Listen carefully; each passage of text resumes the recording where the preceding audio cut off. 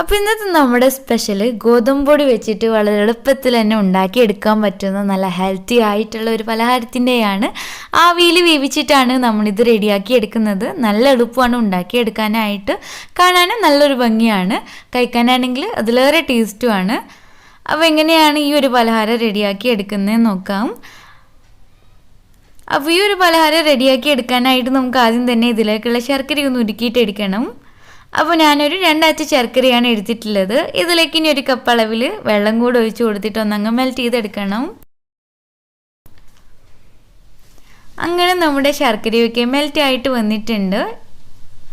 ഇനി നമുക്ക് flame off ചെയ്തിട്ട് തണുക്കാനായിട്ട് മാറ്റി വെക്കാം.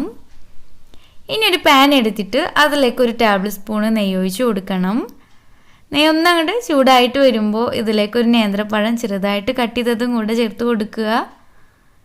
ഇനി നമുക്കിതൊന്ന് വേവിച്ചെടുക്കണം. അങ്ങനെ നമ്മുടെ പഴമൊക്കെ ചെറുതായിട്ട് വെന്ത് വന്നിട്ടുണ്ട്. ഇനി നമുക്കിതിലേക്ക് കുറച്ച് തേങ്ങാ ചിരുവിയതും കൂടെ ചേർത്ത് കൊടുക്കാം. കൂടെ തന്നെ മധുരത്തിന് ആവശ്യമായിട്ടുള്ള 2 ടേബിൾ സ്പൂൺ പഞ്ചസാരയും കൂടെ ചേർത്ത് കൊടുക്കാം. പിന്നെ നല്ലൊരു ഫ്ലേവറിനായിട്ട് 1/2 ടീസ്പൂൺ ഏലക്ക പൊടിയും കൂടെ ചേർത്ത് കൊടുത്തിട്ട് ഒന്നങ്ങ് മിക്സ് ചെയ്തെടുക്കണം. ഇപ്പോൾ ഇതിവിടെ റെഡി ആയിട്ടുണ്ട്. ഇനി നമുക്ക് ഫ്ലെയിം ഓഫ് ചെയ്യാം. ഇനി ഒരു ബോളിലേക്ക് ഞാൻ 1 കപ്പ് അളവിൽ ഗോതമ്പ് പൊടി ചേർത്ത് കൊടുക്കുകയാണ്. ഇതിലേക്ക് ഇനി 1 നുള്ളുപ്പും കൂടി ഇട്ട് കൊടുത്തിട്ട് നന്നായിട്ട് തന്നെ ഒന്നങ്ങ് മിക്സ് ചെയ്യാം. ഇനി നമ്മൾ മെൽറ്റ് ചെയ്ത് വെച്ചിട്ടുള്ള ശർക്കര പാനി ഒന്ന് അരിച്ചതിന് ശേഷം ഇതിലേക്ക് ഒഴിച്ച് കൊടുക്കണം. എന്നിട്ടിത് നന്നായിട്ട് അതിനൊന്ന് മിക്സ് ചെയ്തെടുക്കാം. ഇനി നമ്മൾ നേരത്തെ റെഡിയാക്കി വെച്ചിട്ടുള്ള തേങ്ങയുടെയും പഴത്തിൻ്റെ മിക്സും കൂടി ഇട്ട് കൊടുത്തിട്ട് നന്നായിട്ട് തന്നെ ഒന്ന് ഇളക്കി കൊടുക്കണം.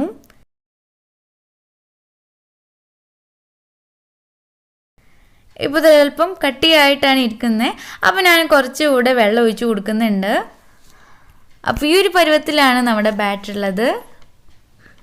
ഇനി നമ്മളിത് ആവിയിൽ വെച്ചിട്ട് വേവിച്ചെടുക്കുകയാണ് ചെയ്യുന്നത്.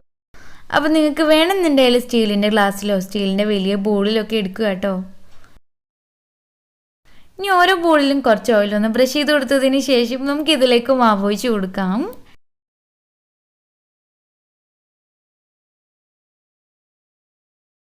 ഇനി നമുക്കിതൊന്നങ്ങ് വേവിച്ചെടുക്കണം. അപ്പോൾ ഇഡ്ഡലി പാത്രത്തിൽ വെച്ചിട്ടാണ് ഞാനിത് ആവിയായിട്ട് എടുക്കുന്നത്. അപ്പോൾ വെള്ളമൊക്കെ നല്ലതുപോലെ തന്നെ തിളച്ച് വന്നിട്ടുണ്ട്. ഇനി നമുക്കിത് ഓരോന്നായിട്ട് എടുത്തിട്ട് ഇതിൻ്റെ മുകളിലായിട്ട് വെച്ച് കൊടുക്കാം. എന്നിട്ട് അടച്ച് വെച്ചിട്ട് വേവിച്ചെടുക്കണം. ഒരു 20-25 മിനിറ്റൊക്കെ വേണ്ടി വരും ഇത് വെന്ത് കിട്ടാനായിട്ട്.